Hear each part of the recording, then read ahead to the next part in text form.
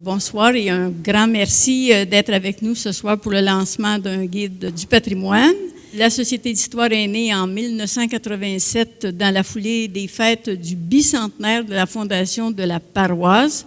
Et je dis bien de la paroisse et non de la municipalité. Alors, notre mission est d'intéresser la population à l'histoire, à la généalogie et à la protection du patrimoine. On est fidèle à remplir notre mission en publiant des chroniques portant uniquement sur l'histoire locale, en organisant des visites guidées, toujours sur notre territoire, en présentant des conférences sur différents sujets, mais les sujets, on essaie, qui touchent le plus possible notre municipalité. Depuis 3 ans, on a mis sur pied un rallye historique qui est fort apprécié. On prépare des expositions, surtout dans le cadre de Saint-Roch-de-l'Achigan en fête, et on écrit des livres. C'est en laissant des traces qu'on se rappelle davantage de notre histoire. Et les plus jeunes, bien, quand ils vont grandir à leur tour, bien, ils vont avoir au moins des écrits à se référer. À la Société d'histoire, on a pensé parler un peu de toi, Clément.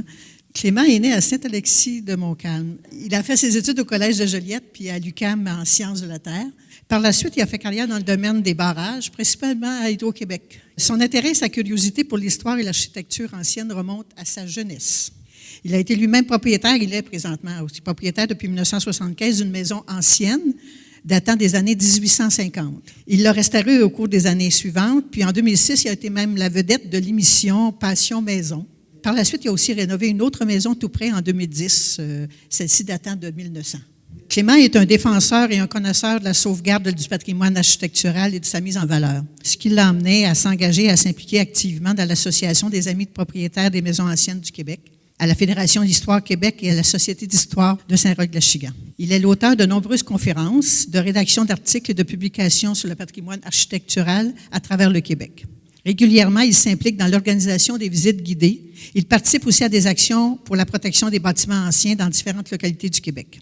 Justement, en octobre dernier, il recevait le prix Robert-Lionel Séguin, décerné par l'Association des amis des propriétaires de maisons anciennes du Québec. Je pense que ça peut valoir une bonne main d'applaudissements.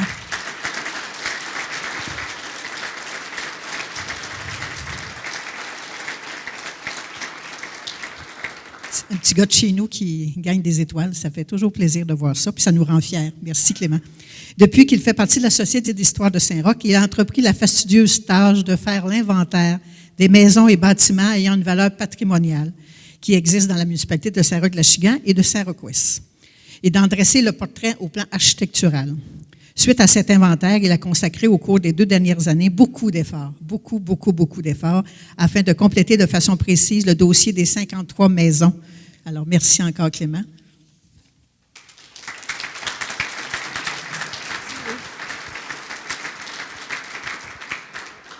Je veux remercier d'abord tous les commanditaires qui ont soutenu ce projet. Je désire aussi remercier chaleureusement mes précieux collaborateurs, soit Lise Gauthier, qui a fait un travail immense pour le montage du document, car il y avait beaucoup de photos, alors c'est un montage qui était assez laborieux. Laurier Dugas également pour les recherches historiques qui concernent les maisons qui sont retenues pour ce document. Je les remercie également pour leur conseil, leur support à toutes les étapes du projet, notamment les nombreuses révisions avant l'envoi à l'impression. C'est très important. Alors, je remercie aussi les autres membres du CA qui ont participé à différentes activités. La Société d'histoire avait cet objectif de publier un document sur notre patrimoine architectural depuis plusieurs années. Un projet qui, avec le temps, a pris une plus grande ampleur, disons. En 2011, Lise Gauthier, Laurier Dugas et moi avions fait un inventaire photographique de toutes les maisons construites avant 1945. Et nous avions à l'époque constitué un fichier qui les classait par type architectural qui correspond un peu aux périodes de construction. Ce fichier contenait environ 200 maisons anciennes sur le territoire du Grand Saint-Roch. Nous avons rajouté pour cette publication quelques maisons bâties entre 1945 et le début des années 50. Le classement par type architectural a été retenu aussi pour la présente publication.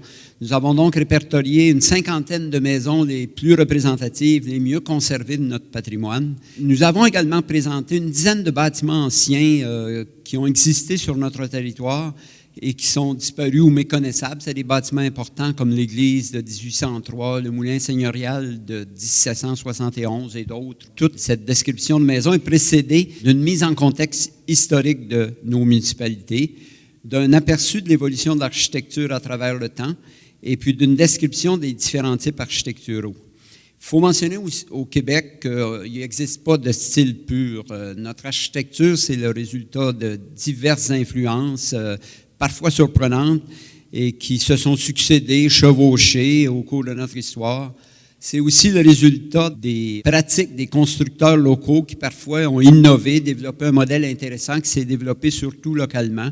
C'est aussi le phénomène du mimétisme, c'est-à-dire que les gens avaient tendance à imiter les maisons de notables parce que ça présentait un bel aspect.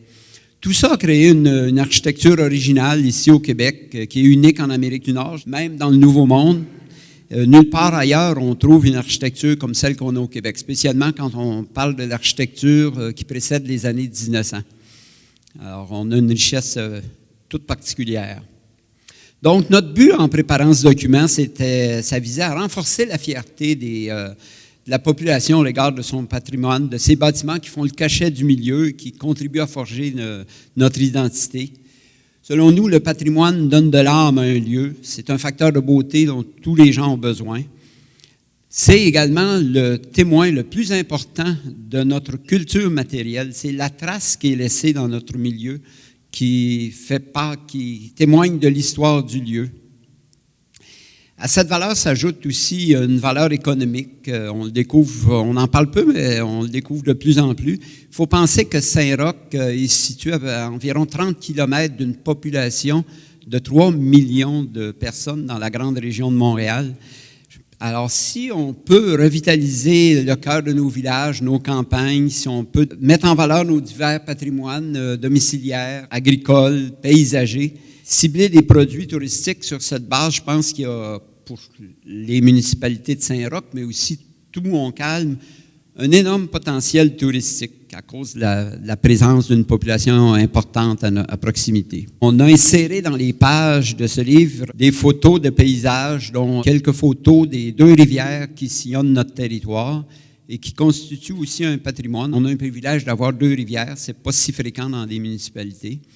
Ces rivières ont représenté dès le début de notre histoire une richesse économique par le potentiel hydraulique qui a été exploité pour permettre la première phase d'industrialisation dans la vallée du Saint-Laurent, soit la construction des moulins à farine, des moulins à scier le bois et des moulins à carder la laine. Alors ici à Saint-Roch, il y en a eu plusieurs. Elles représentent maintenant un magnifique patrimoine paysager.